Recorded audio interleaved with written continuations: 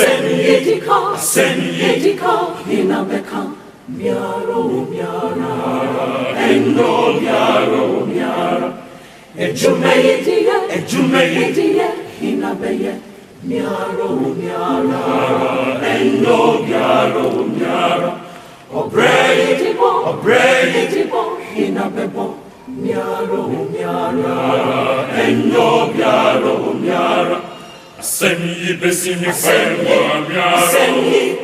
Asemi besini fenwa miara. Asemi besini fenwa miara. Obrai besini fenwa miara. Miara. Endo miara. Asemi besini fenwa miara. Asemi miara. Asemi besini fenwa miara.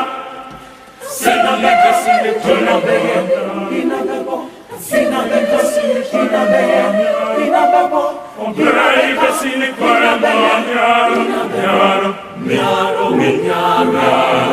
Endo miara. I promise to be faithful and loyal to God and my Lord. I place myself to the service of the Lord with all my strength and with all my heart. I promise to walk in honesty, a heritage won for us through the blood and soil of our fathers. And I pledge myself in others who are bought and defend the good name of God. So help me, Lord. I promise to walk in honesty, a heritage won for us through the blood and soil of our fathers. And I pledge myself in others who are bought and defend the good name of God. So help me, Lord.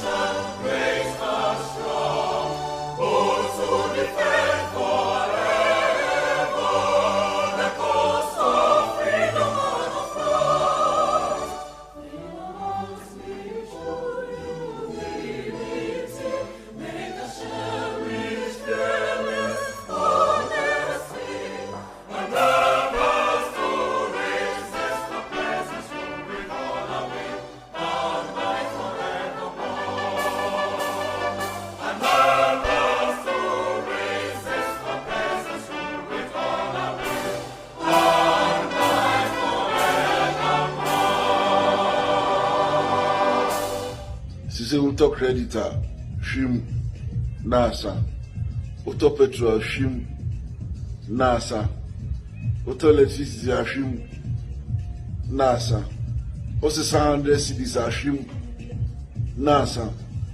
It's a wood, Ogela now, boy, or now, Bulusa, shim, no biagino.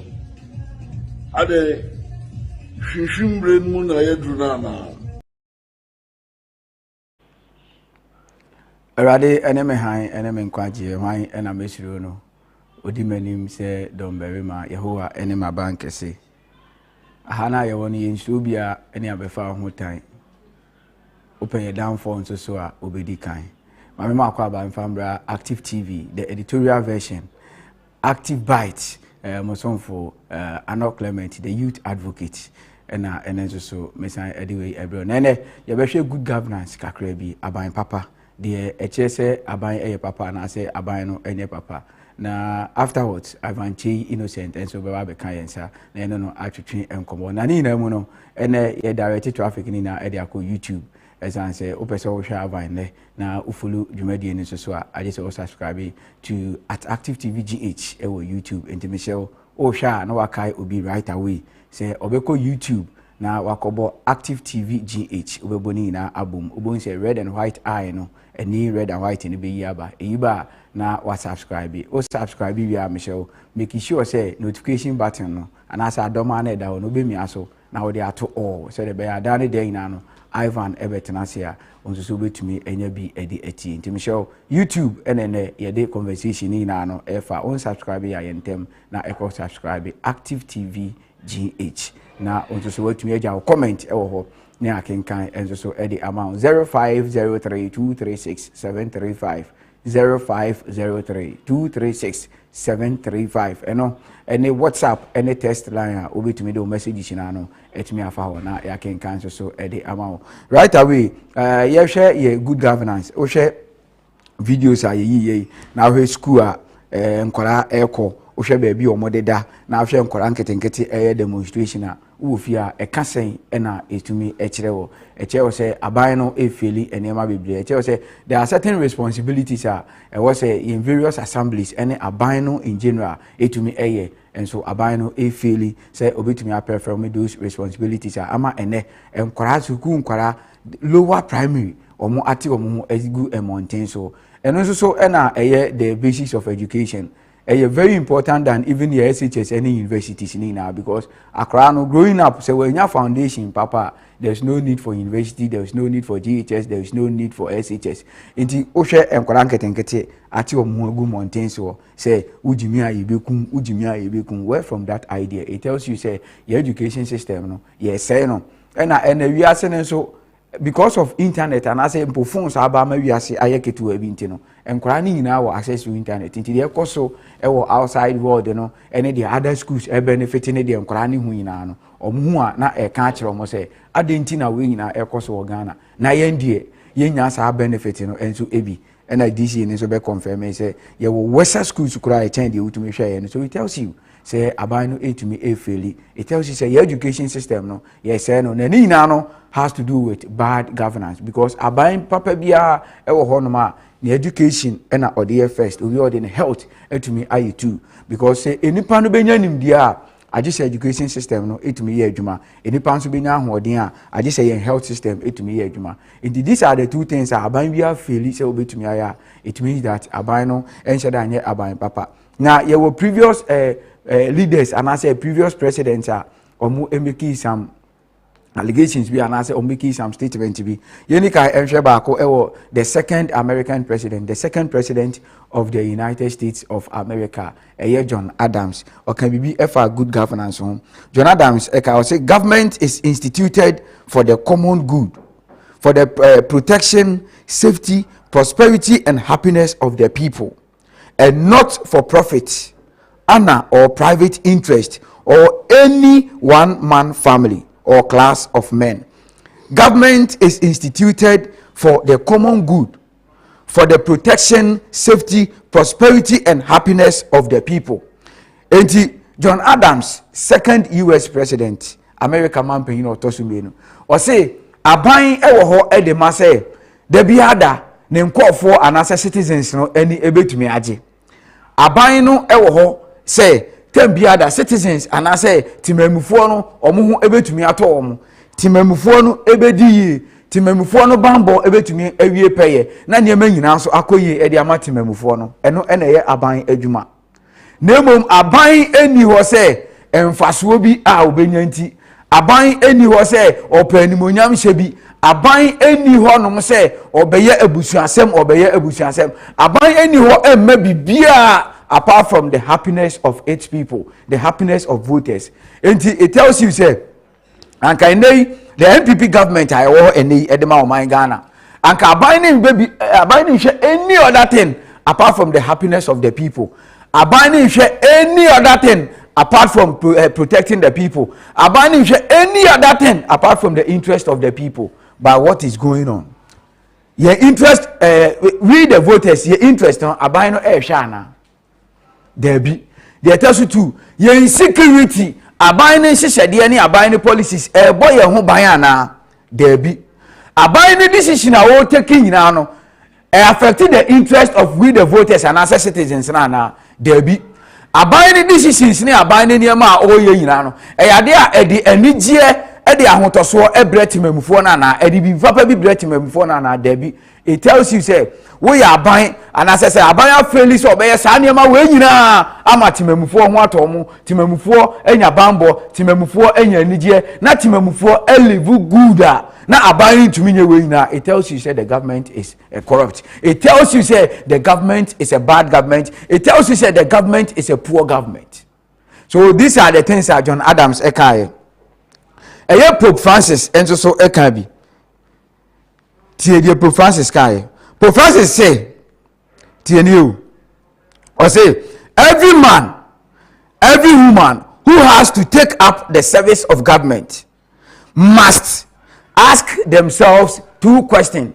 You can say master, umpo. There are certain things, there are certain, and never be on my own person we are. Bibi was sanya anymore before so bet me a must. You can never do without those things. You can say bibi a master, umpo, a idea was a way, and I say idea was a see. Every man, every woman who has to take up the service of government must ask themselves 2 questions. 1, do I love my people in order to serve them better? And 2, am I humble and do I listen to everybody to diverse opinions in order to choose the best path? If you don't ask these 2 questions, your governance will not be good and you have a bad government. Let me take it once again. Was every man, every woman who has to take up the service of government must ask themselves 2 questions. Do I love my people in order to serve them better? Am I humble and do I listen to everybody to diverse opinions in order to choose the best path? If you don't ask yourself these questions, your governance will not be good. Was it so your ba? So ye bema? So baba be your man pay and I say so baba abemuno. Pope Francis say ube bisa 2 questions. Was it it's a must? And medical catcher say you can't be a master umpo. And it say umpo upe so ba abemu as an MP, as minister, as president, as whatsoever. So your ba or your bema upe so ba abemu dia. Eye ehye ube bisa ho saa ensem mienu wei. Ensem ne de di kan ene say wo adwen pa say uba abeboa ama wo nkofo anase wo manfo anase wo citizens no eniema akoye e di ama wo mo. It's a question you have to ask yourself. Me ba tell tieni o ube bisa wo adwen pa say onkofo a omoto abama ona anase wo manfo the citizenry no wadwen anase wo susu ya wo de ba into government no eye say e ba abeboa o mana. And then 2, we obi awo ahobrase na why wadwen say ubetie onkofo no enso so adwen kire so that at the end of the day ubetumi tusu ekwan pa say the beya ubetumi abo ana. Pope Francis say wantumi amisa ho saa nsem mienu we ana wantumi anye saa nsem mienu we a eche say wa mamuo ana say o government no ebeye bad. Nti ebisa ene say yen family simple logic say this existing government, NDC government way led by Nana Addo Dankwa Akufo-Addo, omuwo adwenpa.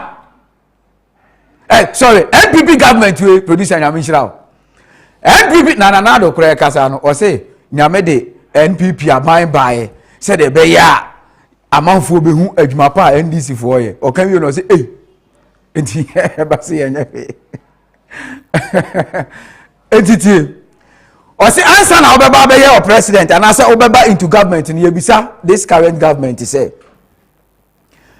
omo adwen pa say ba na omo beboa ama Ghana fo eho ato omo ana enu ye one question utifi a obetumi ansa anase omo wa ahobrase enough se omo betie Ghana fo nyina anase omo betie Ghana fo adwenkyere se le be ye omo betumi atusu adwenpa anase omo betumi atusu ekwan pa ebefa so oman Ghana ebetumi develop na emu nipa ho ato omo ana it is a existing government NPP administration we se one omo ni adwenpa se omo be boa ma Ghana fo ho ato omo it will make them bad governance bad government. Two, say omo mra omo ho ase na omo nti amanfo adwenkyere which of course I know they have failed because this NPP government led by Nana Addo Dankwa Akufo-Addo eni ahobrase not even one and they told mienu omo nyamadi so metie Ghana ni bi adwenkyere o we ye Ghana ni ade obeka bia do mbeka bia ubenya MP obeba beka che o say upro say ne ebeye and I be saying Nana Addo Dankwa Akufo-Addo as the president of Baba be supporting the MPs in Nkofo say the Ghana for Ghana for adwenkyere nyina na necessary. So it tells you say NPP government led by Nana Addo Dankwa Akufo-Addo omuni ahobrase and omo sentie Ghana for nso so asem and omo nya omadwen so say omo obi papa bia e de boa oman no. So per these instances utifia you can make the argument yourself. Ubetumi ajeje for yourself. Yemfa politics ama yourself ento nchen. Na yemfesi realities no. Na this way are making about good governance and say can about papa adia e wo se wo ye na eye master no. O de beto to the current NPP government. Me say unfan to NDC na unfan to NPP. Abanya odi so na asante for say fina aba no e na yedie. E na ijanso nto ba bia fire service won ko ho. E na obi so ndi boni a police won chisi no. Enti aban na aba no eno na yedi problems no ebekọ di ama nti ubebisa ho as a Ghanaian these questions the also three na yanko good governance na fancy na any Ivan Kotwaso was no man is good enough to govern another man without that other's consent. No man is good enough to govern another man without the other's consent or without that man's consent. Abraham Lincoln enso na kan same way. Abraham Lincoln the 16th US president. Eti anatem bia meta pe US and some can because it is a country and quite full of Ghanaians. It is a country Ghana ni bia enim say the moment you enter there or life no you save. It is a country out na Ghana 30 years. Now life you miserable. Oko America 2-3 years you come back on track. It is a country I am penny for in a hono mutu kwanko. That is why I tell you I pay US and some car. So Abraham Lincoln, the 16th US president, and I can't same way. And I said, let me take it one say, no man is good enough to govern another man without the other's consent. And ama na yeye ewa abra nipa na awudi ne so no onya we anase nipa na awudi ne so no wono so so eka bia wuntie anase wono so so enise. 81 me na me wo e na me wo problem enti sanka aban ni betie citizens no a problem no mo tie o mo make decision no betie Ghana for so esufra anka aban no be ya aban pa because the problems are amount for FM. You say the last time I make catch yourself Malaysia ebro mo so education system no say and they want to make it better no. What they did was that omo put the interest of the students first. The aspirations of the students first. Aspiration in the sense that the enkwala no opese wunyina obeye daache no. Opese obeye engineer, opese obeye pharmacist, opese obeye doctor. And no omo di kan put you first. Omo ye the third thing they did was that omo tie parents no. And I said the entire country no because omo feel say parents no omo na hwe enkwala no omo ne enkwala no na wo fie. Omo ye no omo say involve teachers no so no omo tie teacher for na adwenkyere. There they come to a conclusion say okay this is what we can, this is what we can, and this is the best thing.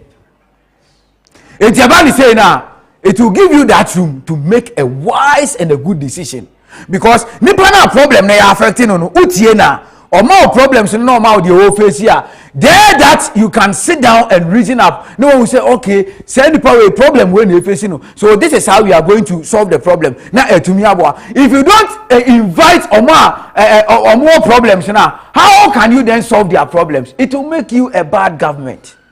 Now quickly share what good governance is about. Now fancy good government according to Thomas Jefferson Was it? It's a government that most effectively secures the rights of the people and the rewards of their honor, which promotes their happiness and also does their will. It's a car by Papa Bia, about Papa Bia, yes, obey putting the interest of the people first. Now, the name of obeying and it's just obeying a boa mutim before, and I said, boa or more to abano.